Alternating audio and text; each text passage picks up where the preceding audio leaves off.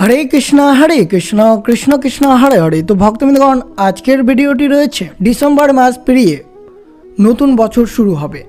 তা নতুন বছরে আপনি যদি আপনার জীবনে উন্নতি করতে চান, যদি আপনার পরিবারে আর্থিক সংকট লেগেই থাকে, তাহলে আপনার এই নতুন বছর যদি এই 10টি জিনিস আপনারা বাড়িতে কিনে আনতে পারেন, তবে অবশ্যই বিশেষ করে আপনার পরিবারে সুখ সমৃদ্ধি, আর্থিক উন্নতি, সংসারে দরিদ্রতা, কলহ, বিবাদ সব কিছু দূরীভূত হবে শ্রী শ্রী ভগবান বিষ্ণুর কৃপায়, এবং অর্থে ভরে আসবে শ্রীমতী সম্পদের দেবী লক্ষ্মীর কৃপায়। পরিবারে অর্থে ভরে আসবে। যদি আপনারা নতুন বছরেই পরিবারে সুখ ভরে রাখতে চাইলে অবশ্যই আপনারা এই নতুন বছরে বিশেষ করে 10টি গুরুত্বপূর্ণ জিনিস অবশ্যই বাড়িতে কিনে আনবেন। আর পরিবারের সৌভাগ্য এবং উন্নতি করতে চাইলে অবশ্যই নতুন বছরের প্রথম দিন থেকে শুরু করে এই কাজগুলো অবশ্যই করবেন। তো অবশ্যই পরিবারের সুখ সমৃদ্ধি এবং সারা বছর শ্রী বিষ্ণুর কৃপা এবং মাতা দেবী সম্পদের লক্ষ্মীর কৃপায় পরিবারে বর্ষিত পড়বে। তার ফলে পরিবারের সুখ সমৃদ্ধিতে ভরে থাকবে। তো অবশ্যই ভিডিওটি আপনারা শুরু থেকে শেষ পর্যন্ত ভক্তি সহকারে শ্রবণ করবেন যে কোন কোন জিনিস আপনারা নতুন বছরে ক্রয় করে আনবেন। এটি আপনার জন্য অত্যন্ত গুরুত্বপূর্ণ হতে চলেছে। আর চ্যানেলে নতুন হয়ে থাকলে দয়া করে চ্যানেলটিকে সাবস্ক্রাইব করবেন, লাইক করবেন, কমেন্টে ভক্তি ভালোবাসার শ্রদ্ধা দিয়ে জয় শ্রীকৃষ্ণের জয় লিখে দিতে ভুলবেন না এই শুভ দিনটিতে। অবশ্যই ভিডিওটি আপনারা শুরু থেকে শেষ পর্যন্ত ভক্তি সহকারে শ্রবণ করুন। নতুন বছর শুরু হতে চলেছে।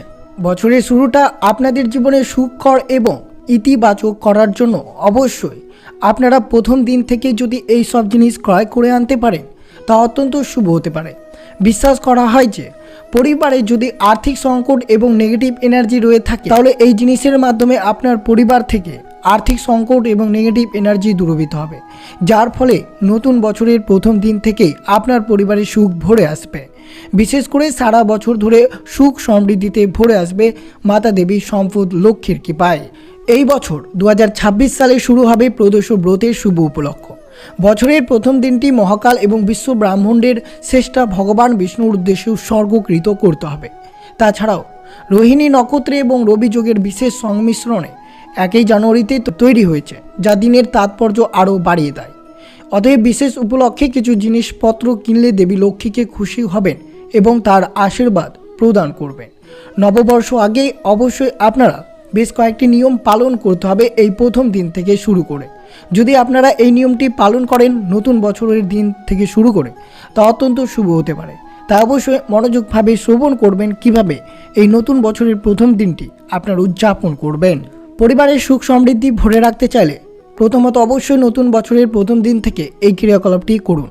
প্রথমত মনে রাখবেন নতুন বছর বিশেষ করে 1 জানুয়ারি থেকে শুরু করে আপনারা অবশ্যই টানা 1 মাস এই ক্রিয়াকলাপটি করতে হবে। প্রথমত মনে রাখবেন প্রত্যেকটি দিন ব্রহ্মা মুহূর্তে ঘুম থেকে উঠে প্রথমত অবশ্যই পবিত্র জলে স্নান করবেন। যদি না পারেন তাহলে অবশ্যই বাড়িতে 1 বালতি জলে সামান্যটুকু গঙ্গা জল, লবণ এবং হলুদ মিশিয়ে আপনারা স্নান করবেন। স্নান করার সময় বিশেষ করে এই মন্ত্রটি এই নতুন বছরের প্রথম দিন থেকে জপ করতে হবে। ওম নমো ভগবতে বাসুদেবায় নমঃ। এই মন্ত্রটি জপের ফলে আপনার মধ্যে যত ধরনের নেগেটিভ এনার্জি রয়েছে সব কিছু দূরীভূত হবে ভগবান বিষ্ণুর কৃপায়। এরপর অবশ্যই আপনারা শুদ্ধ পোশাক পরিধান করবেন। বিশেষ করে যদি আপনারা পুজোর সময় হলুদ পোশাক পরিধান করতে পারেন তা অত্যন্ত শুভ হতে পারে। এরপর অবশ্যই সূর্যকে অর্ঘ্য নিবেদন করবেন। অবশ্যই তামার পাত্রে জল নিবেদন করতে পারলে তা অত্যন্ত শুভ হতে পারে। এরপর অবশ্যই আপনারা ঠাকুরঘর পরিষ্কার পরিচ্ছন্ন করবেন যাতে কোথাও ময়লা বা আবর্জনা না লেগে থাকে, এই বিষয়টি মাথায় রাখবেন। এরপর ভগবান বিষ্ণু এবং মাতা দেবী সম্পদের লক্ষ্মীর পুজো আরাধনা করতে হবে। পুজোর প্রথমে অবশ্যই বিশেষ করে মনে রাখতে হবে গঙ্গা জল অভিষেক করে দিবেন এবং নিজেও সেই গঙ্গা জলটি মাথায় অভিষেক করবেন। এরপর অবশ্যই শুদ্ধ মনে আপনাকে সর্বদা ভক্তি এবং শ্রদ্ধা নিয়ে এই দিনটির শুরুতেই আপনাদেরকে ভগবান বিষ্ণুর এবং মা লক্ষ্মীর পুজো আরাধনা করতে হবে। পুজোর জন্য অবশ্যই আপনারা হলুদ ফল, হলুদ ফুল, হলুদ মিষ্টান্ন নিবেদন করতে পারেন। ভগবান বিষ্ণুর আরাধনা করার সময় অবশ্যই তুলসী পাতা দিয়ে ক্ষীর বা পঞ্চামৃত নিবেদন করে এই দিনটি অবশ্যই উপবাস রাখতে পারেন, তা অত্যন্ত শুভ হতে পারে। নতুন বছরের শুরুর দিন থেকে অবশ্যই তুলসী মালা দিয়ে ভগবান বিষ্ণুর মন্ত্র ওম নমঃ ভগবতে বাসুদেবায় নমঃ 11 বার প্রত্যেকটি দিন জপ করবেন। এই দিন যদি পারেন তাহলে অবশ্যই শ্রীমদ্ ভগবদ গীতা পাঠ করুন বা শ্রবণ করুন, তা অত্যন্ত শুভ হতে পারে। গীতায় শ্রীকৃষ্ণ অসুস্থকে তার নিজের রূপ হিসেবে বর্ণনা করেছেন, তাই ভগবান বিষ্ণু অসুস্থ গাছেই বাস করেন বলে বিশ্বাস করা হয়। তাই নতুন বছরের শুরু থেকে আপনারা নিয়মিত প্রত্যেকটি দিন অসুস্থ গাছের পুজো করুন, তাকে জল নিবেদন করুন এবং অসুস্থ গাছের নিচে একটি প্রদীপ জ্বালান, তা অত্যন্ত শুভ হতে পারে আপনাদের জন্য। নতুন বছরের শুরুর দিনটি অবশ্যই মনে রাখবেন কোনো ধরনের মাছ মাংস আমিষ খাবার যাতে গ্রহণ না করেন। বিশেষ করে এই দিনটিতে সাত্বিক খাবার গ্রহণ করবেন, তা অত্যন্ত শুভ হতে পারে।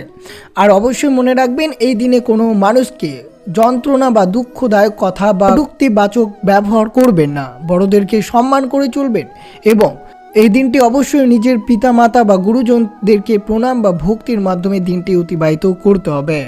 এই দিনে অবশ্যই আপনারা কোনো মন্দিরে আসন দান করে আনতে পারেন, তা অত্যন্ত শুভ হতে পারে। বছরের শেষ ভাগ এবং শুরুতে আসন দান করতে পারলে খুবই ভালো ফলদায়ক হতে পারে। ভগবান আপনার উপর তুষ্ট হবেন, সফলতা লাভের পথ প্রশস্ত হবে এবং সম্ভাবনার বৃদ্ধি রয়েছে। লাল রঙের আসন দানে বেশি ফল প্রাপ্ত হয়। আর অবশ্যই এই বিশেষ দিনে অর্থাৎ 2025 শেষ হয়ে 2026-এর শুরুর দিন থেকে আপনারা তুলসী তলায় ঘিয়ের প্রদীপ, তুলসী পুজো এবং তুলসীর জল দানের গুরুত্ব অনেকটা রয়েছে। অবশ্যই আপনারা মনে ভক্তি নিয়ে সর্বদাই এই দিনটি অতিবাহিত করবেন।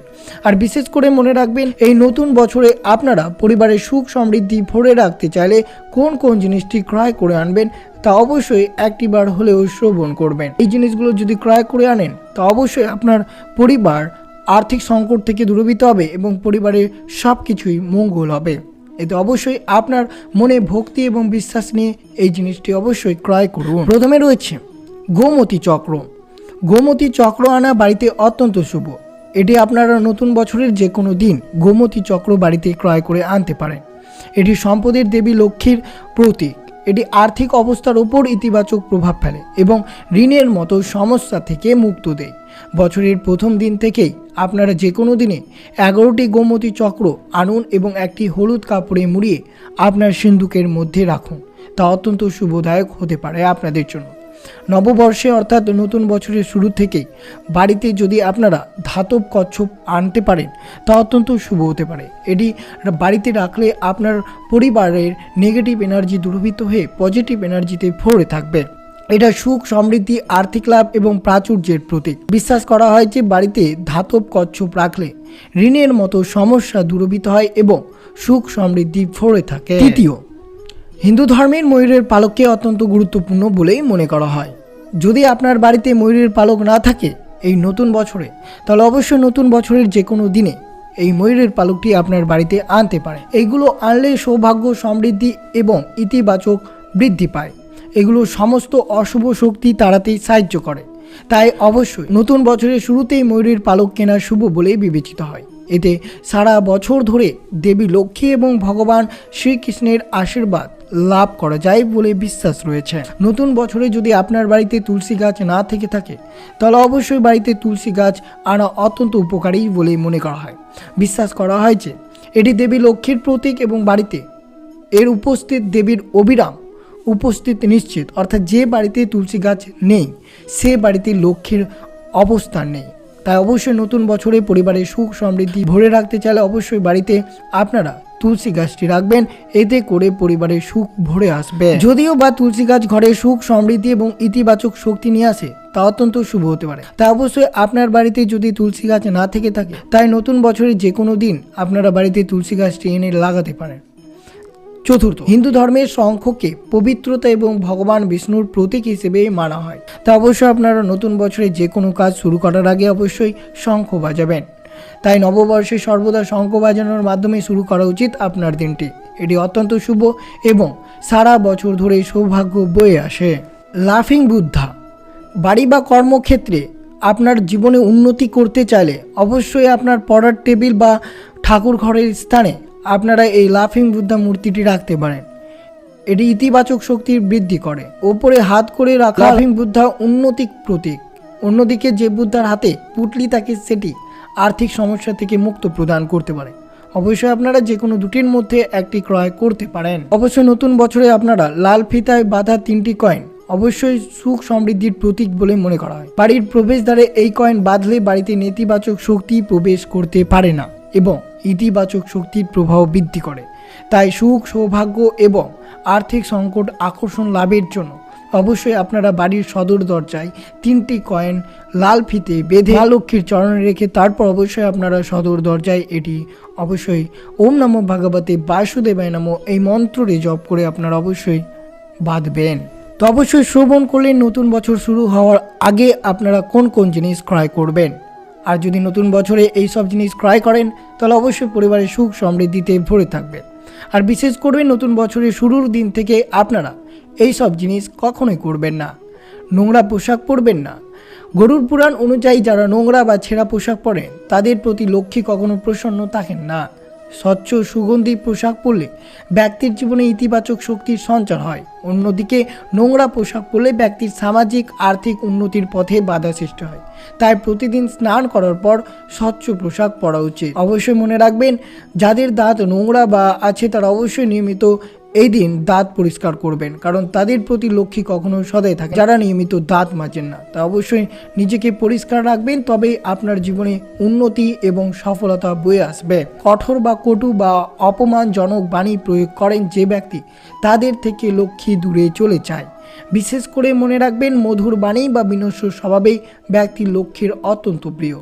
যে ব্যক্তি প্রেম ও করুণা ভরে কারোর সঙ্গে কথা বলেন তাদের জীবনে সৌভাগ্য প্রবেশ করে। তাই বাণী কোমল ও ব্যবহারে নম্রতা বজায় রাখা অত্যন্ত জরুরি। তাই বিশেষ করে আপনারা নতুন বছর থেকে শুরু করে এই কয়েকটি জিনিস ক্রয় করুন আর এই ভুলগুলো করবেন না।